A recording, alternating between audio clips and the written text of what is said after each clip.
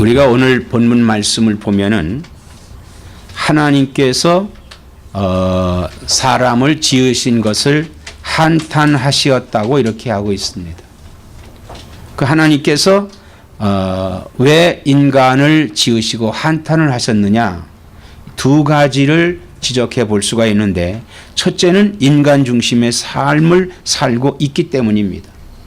우리가 인간 중심의 삶이라고 하는 것은 인본주의라고 그래요. 인본주의. 하나님을 생각하지 아니하고 거기에 하나님이 없는 삶은 바로 인간 중심의 삶이 되는 것입니다. 그 다음에 두 번째, 사람의 마음과 계획이 악하기 때문인 것입니다. 그래서 우리가 어떤 계획을 한다, 또 어떤 일을 수행하고자 할 적에 그것이 하나님께 영광이 되는지 안 되는지 우리는 이것을 잘 봐야만 되는 것입니다. 참, 하나님은 인간을 축복하셨습니다. 그래서 그 축복으로 엄청난 번영을 이루었어요. 그 가인의 후예들의 그 뛰어난 세상 문화의 발달로 그들에게서 태어난 딸들은 아름다웠습니다. 그 아름다웠다라고 하는 것은 그 당시에 뭘 가르쳐 주느냐 하면은요, 이는 화장품과 그리고 의술과 그들의 호화스러운 생활로 말미암아 아름답게 치장을 했다고 하는 것을 가리키는 것이에요. 사실 그 여성들이 화장을 하지 않으면 그렇게 어여쁘지 않습니다. 또 의술, 즉 성형을 한다든지 뭐 이런 그런 걸 하지 않으면은 또 이렇게 아름다울 수도 없는 것이죠. 그리고 호화스러운 생활, 그 로마가 한참 번영을 할 때 그 당시에 그 문화가 발달된 문화 속에서 가장 발달된 문화가 목욕 문화였습니다. 목욕 문화. 지금 현대에도 문화 속에서 가장 그 발달된 것이 그 목욕 문화입니다. 뭐 좀 사우나라고 한다든지 무슨 뭐 찜질방이라고 한다든지 뭐 이러한 문화들, 그다음 마사지, 뭐 안마라든지 뭐 이런 말을 우리가 이 문화가 발달됨으로 인해서 특히 여성들이 많이 아름답게 되지요. 남성들은 운동을 함으로 인해서 뭐 근육줄을 키우고 이렇게 해서 치장을 하게 되는 것입니다. 그러나 반면에 그 세세 후예들은 어떻게 살았느냐? 세세 후예들은요, 이런 세상 문화에 어울리질 않았습니다. 그래서 그들은 하나님의 그 신앙을 갖고 그리고 그들의 생활에서 경건함으로 살았습니다. 그런데 그 생활을 하다가 보니까 이웃의 즉 가인의 후손들은 아주 아름다운 그 딸들의 모습을 보고 그들을 선택을 해서 결혼을 했다고 오늘 본문에 말씀하고 있습니다. 하나님의 아들들이 사람의 딸들의 아름다움을 보고 자기들이 좋아하는 모든 여자를 아내로 삼는지라 그랬습니다. 자기들이 좋아한다고 하는 것은 바로 인간 중심의 삶을 살았다고 하는 것입니다. 바로 이것은 인본주의죠. 뭐 하나님이야 어떻든, 하나님이 무슨 말씀을 하든 간에, 성경이 어떤 말씀을 하든 간에 내가 좋은 대로 사는 것을 인간 중심의 삶이다 이거예요. 그러므로 사람의 생각하는 것이, 계획하는 것이 악하기 그지없습니다. 그건 뭐냐면 수단과 방법을 가리지 않은 거예요. 오늘날도 보세요. 드라마를 보면은요, 항상 수단과 방법을 가리지 아니하고 상대방을 쓰러뜨리고 내가 일어나려고 하는, 나만 잘 되겠다고 하는 이런 드라마가 요즘 그 TV에 아주 성황을 하고 있고, 영화도 마찬가지고. 자, 이런 사회 속에 우리가 살고 있는 것입니다. 그러므로 결국은 뭡니까? 이 세상은 다시 죄악으로 가득 차게 됐던 것이었습니다. 이 죄악이 가득 차기 때문에, 자, 이제 세세 후손들에게서 가인의 후손들과 섞여지는 이런 가운데 엄청난 이 혼탁한 그러한 그 문화로 말미암아 죄가 산실이 되는, 죄가 나아지는 그 죄악 세상에 이제 완전히 가득히 차 있음으로 말미암아서 하나님께서 한탄을 하시었다. 이는 사람을 지으신 것을 후회하시는 것은 아닙니다. 세상에 죄가 관영되어 죄에 묻혀 사는 사람을 보시고 한탄하시는 것이에요. 창세기 4장 7절에 하나님께서 아벨에게 이렇게 말씀을 했습니다. 선을 행하지 아니하면 죄가 문에 엎드려 있느니라. 죄가 너희를 원하나 너는 죄를 다스릴지니라 그랬어요. 이 말은요, 아담과 이브가 범죄함으로 말미암아서 우리 인간은 사실상 죄에게 노예가 됐습니다. 죄의 노예가 됐다 이거예요. 그럼 죄의 노예라고 하는 것은 뭐냐? 죄가 문 앞에서 기다리고 있는 거예요. 죄가요, 문 앞에서. 우리 손짓해. 이리 와라, 이리 와라. 그래서 시편 기자는 시편 1편 1절에 복 있는 사람은 악인의 꾀를 쫓지 아니하고 죄인의 자리에 서지 아니하고 오만한 자의 자리에 앉지 않고 이렇게 말씀을 했어요. 복 있는 사람.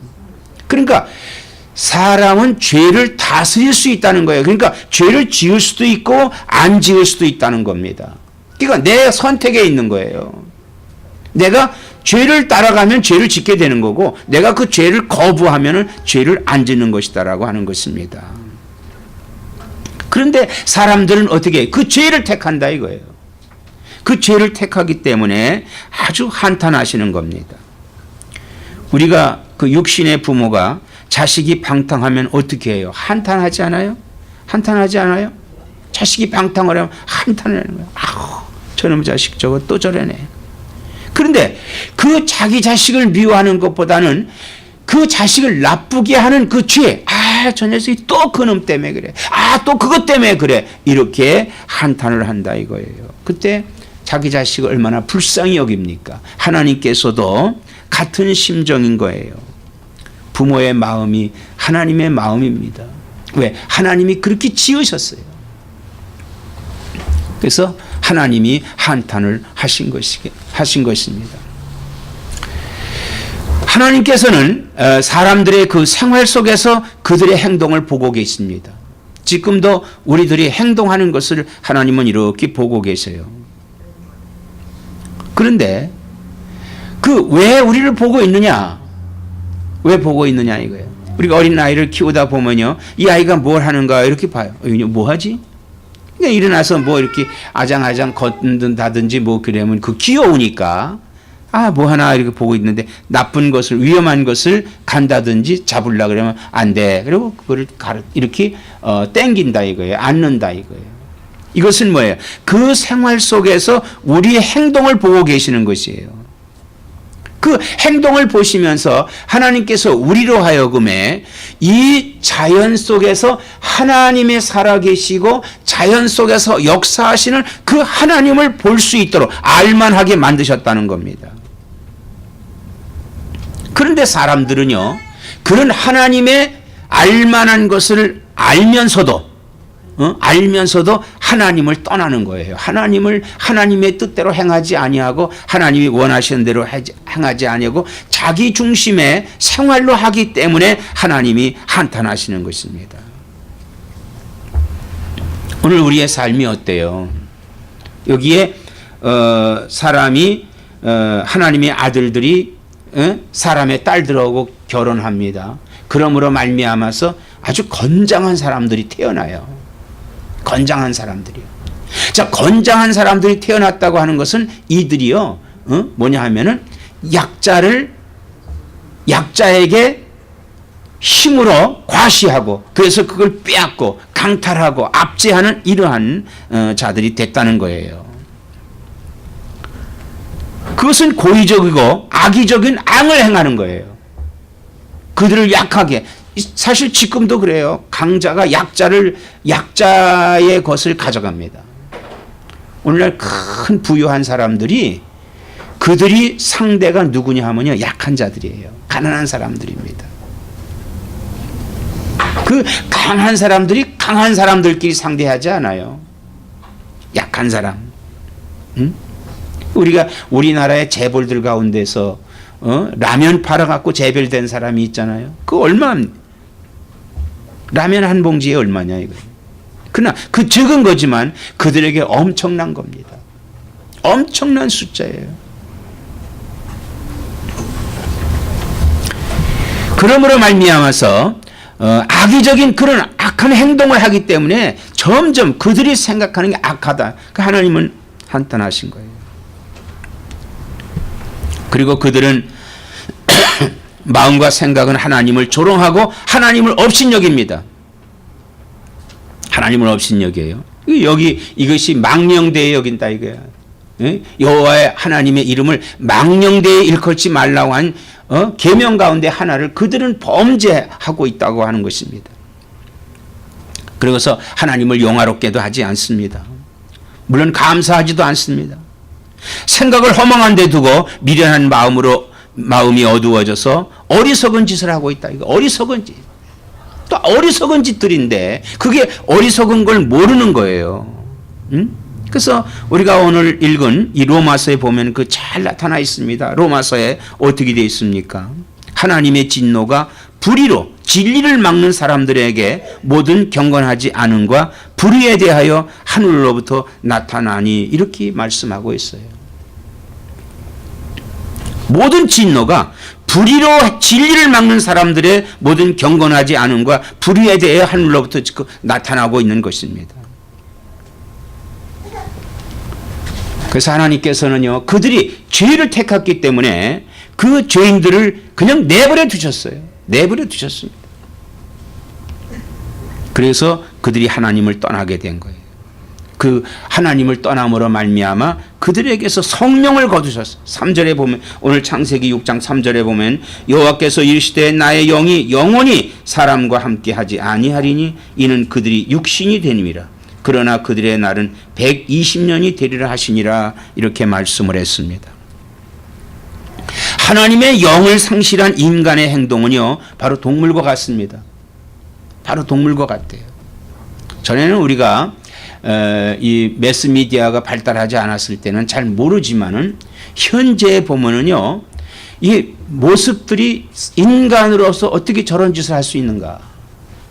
즉 우리 한국만 하더라도 어린 아이를 데려다가 성폭행을 하고 살인을 하고, 청소년들을 살인하고 살해하고, 또 여인들을 살해하고 토막을 내고, 이런 모습들을 볼 적에 어떻게 사람이 저럴 수가 있을까 하는 그런 모습을 볼 수가 있습니다. 중앙아시아 지역에서 우리 선교사들이 가서 순교하는 것 볼 적에 어떻게 사람이 저러한 행동을 할 수 있을까 하는 것을 우리가 참 의아할 때가 많이 있어요. 그건 왜냐하면 하나님께서 인간에게, 하나님을 떠난 인간들에게 영을 거두셨기 때문에 영을 거두었어요. 동물은 약한 자를 잡아먹지 않습니까? 그들의 영혼이 없습니다. 영이 없기 때문에 그게 죄가 아니에요. 그들은 먹어야 되는 거예요. 그때 죄는 아닙니다. 그러나 오늘 우리 이 세계에서 지금도 열강들, 강한 나라는 약한 나라를 어떻게 하면은 소유할까 하는 그런 군사력을 키우고 있다 이거예요. 우리 한국만 하더라도 그래요. 일본 사람들이 왜 독도를 자기 땅이라고 우기느냐? 그걸 가지려고 하는 겁니다. 그걸 왜 갔습니까? 그걸 가짐으로 해서 그 안에 들어있는 자원도 자기 것이 되고, 그걸 확보함으로 인해서 소련을 더 견제할 수 있고, 그러므로 자기가 이루어진 땅도 뺏을 수 다시 찾을 수 있다고 이렇게 생각하기 때문에 그렇다 이거예요. 그 힘으로 핵을 하려고 하는 이러한 모습들이 그 악한 생각을 갖고 인간의 모습이다 이걸. 이렇게 악한 사람들을 하나님께서는 그들에게 이제 심판을 하시는데, 그동안에 셋의 자손들은 800년 900년을 살던 수명을 즉각 버리시진 않으셨어요. 120년 동안 살게 하셨습니다. 그래서 인간의 수명은 120까지 살 수 있다고 하는 거예요. 죄가 관영됨으로 인해서 죄악 속에서 우리 인간의 수명이 단축이 됐습니다마는 800년, 900년 살던 그 시대에 인간의 수명을 120년으로 줄였습니다. 이 줄인 속을 보면 하나님이 얼마나 사랑의 하나님이냐라고 하는 것을 볼 수가 있어요. 왜 그러냐면요, 800년, 900년 됐던 그 인간의 수명을 120으로 줄였다고 하는 건 120년을 유예시켰다고 하는 거예요. 유예시켰다. 이것은 뭐냐? 인간에게 내려진 집행유예 기간이고, 이 기간 동안에 회개해서 하나님께 돌아올 때를 하나님은 기다리고 계셨다고 하는 것입니다. 지금도 하나님은요, 이 죄악 속에서 우리가 하나님께로 돌아오라고 회개하기를 기다리고 있는 거예요. 하나님은 인류를 심판하실 계획을 세우셨습니다. 우리가 자식이 잘못을 행했을 때 부모는 징계를 하지요. 매를 든다 이겁니다. 하나님께서도 인류를 심판하실 결심을 하면서 한탄스러워하셨습니다. 예수님께서도 이스라엘의 멸망을 안타까워하셨어요. 예루살렘아 예루살렘아, 선지자들을 죽이고 내게 파송된 자들을 돌로 치는 자여, 암탉이 그 새끼를 날개 아래 모음같이 내가 내 자녀를 모려한 일이 몇 번이더냐. 그러나 너희가 원하지 아니하였도다. 보라, 너희 집이 황폐하여 버려진 바 되리라. 마태복음 23장 37절로 39절에 말씀을 하셨습니다. 예루살렘아 예루살렘아, 예루살렘은 어디입니까? 하나님이 성전이 있던 곳입니다. 그곳에 주로 선지자들과 제사장들과 이런 사람들이 주로 살았습니다. 믿음이 좋다고 하는 사람이 살았습니다. 그러나 그 예루살렘이 이제 멸망을 당한다 이 말입니다. 그래서 예루살렘아 예루살렘아 두 번을 연거푸한 말씀은 강조를 한 거예요. 강조를 한 겁니다. 결국 그들은 선지자들을 죽였습니다. 즉 진리의 말씀을 선포하는 선지자들을 죽였어요. 예수까지 죽였습니다. 그들이 벌인 악행은 예수 믿는 사람들을 핍박하고 죽이는 일이었습니다. 그들은 이 일을 하나님의 이름으로 자행을 했어요. 그들이 이 일을 행할 때 더 안타까웠던 것은 뭐냐면 하나님의 이름으로 거행했다는 거예요. 신성 모독죄를 걸고 넘어갔다는 거예요.